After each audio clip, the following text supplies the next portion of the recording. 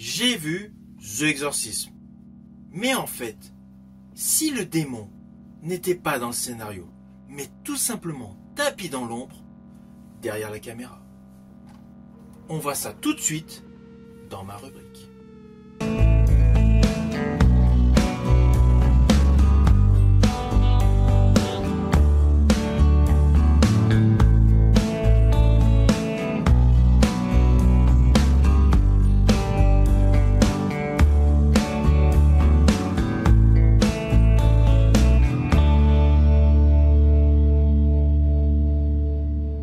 Hello, c'est HR, votre chroniqueur. Alors aujourd'hui, vous avez vu, j'ai mis la casquette rouge, donc forcément, je vais vous parler d'un film frisson, d'un film d'horreur. Plus précisément, un film rattaché au registre des exorcismes. Ce film a pour titre The Exorcism. Il est porté par Russell Crowe. Alors je vous le dis tout de suite, ne pensez pas du tout que ce film a un lien avec un autre film dans lequel l'acteur Russell Crowe effectuer un exorcisme. Je veux naturellement vous parler de l'exorcisme du Vatican. Je vous l'affirme tout de suite, ces deux films n'ont aucun lien. Alors oui, dans les deux, il est question d'exorcisme. Dans les deux, Russell Crowe est le premier rôle. Mais The Exorcism n'est pas du tout l'exorcisme du Vatican numéro 2. Ces films sont indépendants. D'ailleurs, à la fin de ma vidéo, je vous dirai lequel des deux je préfère. Mais aujourd'hui, on va se concentrer sur The Exorcism, qui est un film qui est sorti officiellement en 2024 et qui a une toute petite durée, il dure 1h36. Et il est réalisé par Joshua John Miller, avec une histoire radicalement innovante pour ce type de film. Histoire qui est la suivante.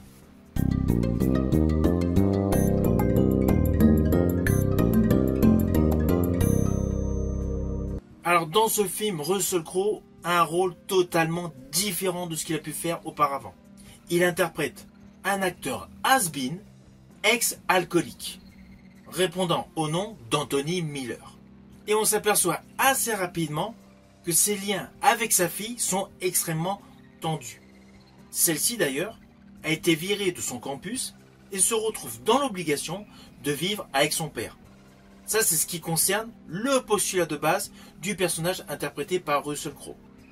Mais auparavant, dans le film, en scène de préambule, nous découvrons un personnage qui lit un script sur un plateau de tournage, justement, le plateau de tournage du film The Project Georgetown.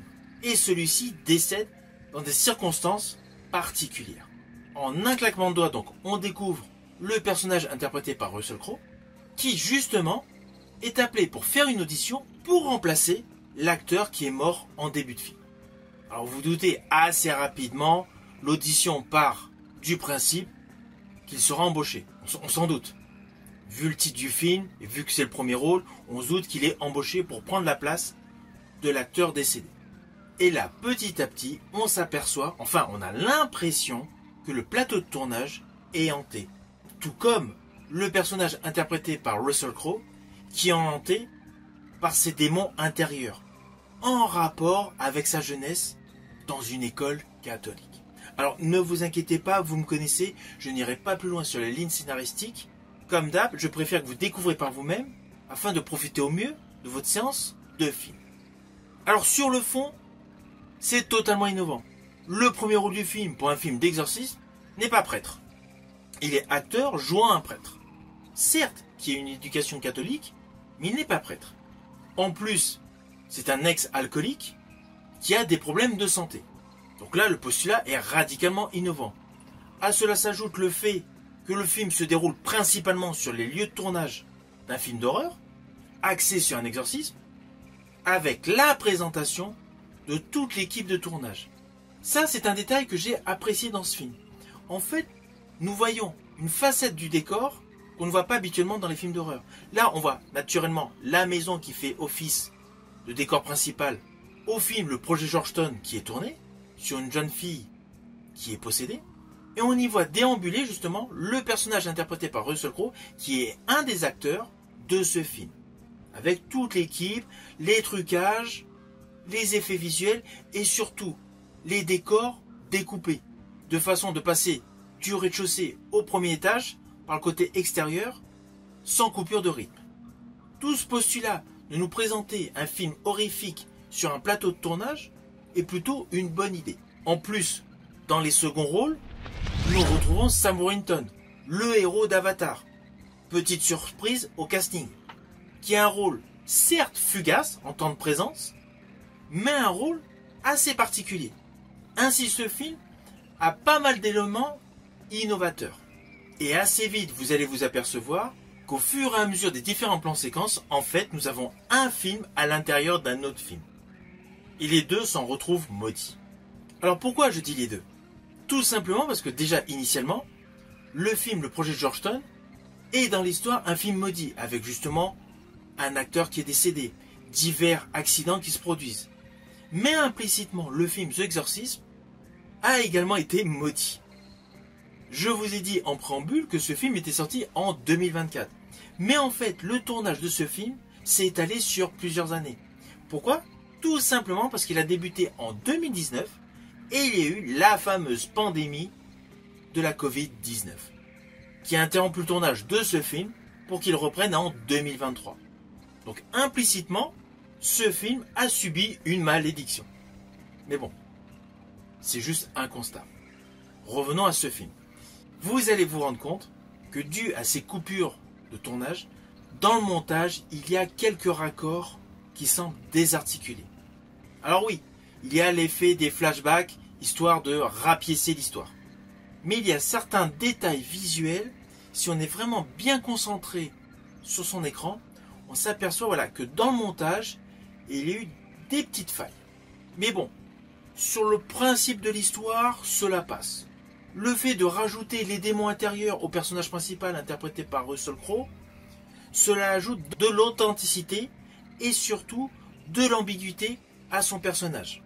Alors oui, comme dans tous les films d'exorcisme, il y a les désarticulations, il y a les insultes, il y a les changements métaphysiques et les screamers et les jumpscares habituels. Mais ce film fait un vrai parallèle entre le démon, je crois qu'il s'appelle Moloch dans le film, je crois qu'on me rappelle que c'est ça, et les démons intérieurs de ce qu'a subi le personnage interprété par Russell Crowe dans sa jeunesse. Il y a un réel compromis entre les deux. C'est ce qui est innovant. Sur le plan horrifique, oui, il y a des séquences qui font flipper, mais il n'y en a pas des masses. Les effets spéciaux sont plutôt bien faits.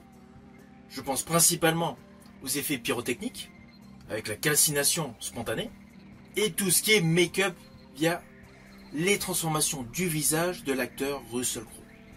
Ça, c'est extrêmement positif. Mais sur sa globalité, en termes de film d'exorcisme, ce n'est pas le meilleur. C'est indéniable.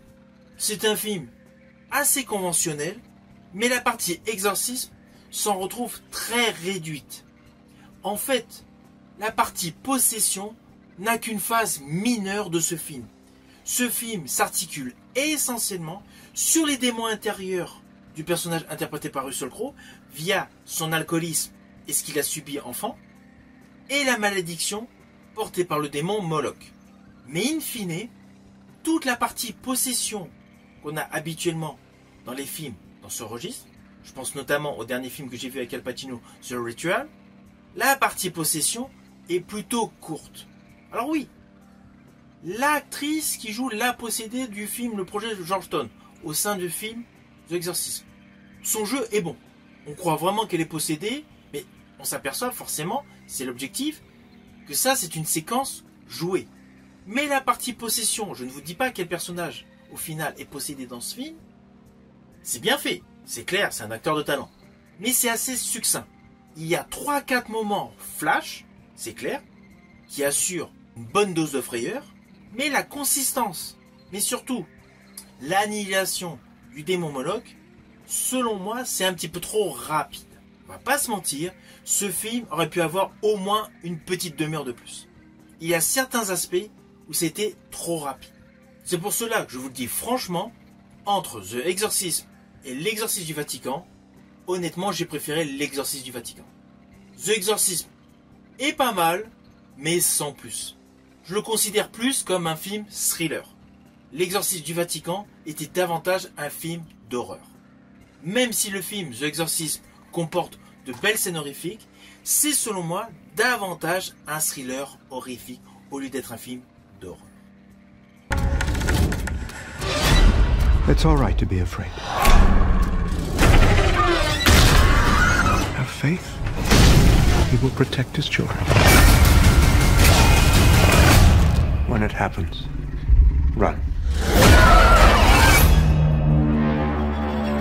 Alors au final, naturellement, c'est un film que je vous invite à découvrir.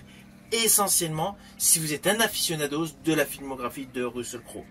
Comme d'habitude, il est impeccable. On va pas se mentir, quel que soit le rôle dans lequel il joue, il est toujours impeccable. C'est un film qui assure sa petite dose de jumpscare, sa petite dose de screamer, mais selon moi, n'est pas le meilleur film sur les exorcismes, notamment interprété par Russell Crowe. C'est un film que vous pouvez avoir par le biais de supports physiques, via DVD ou Blu-ray. Vous pouvez tout simplement le regarder en VOD sur Apple TV+, ou sur Prime Video. Je vous dis à bientôt pour une prochaine vidéo.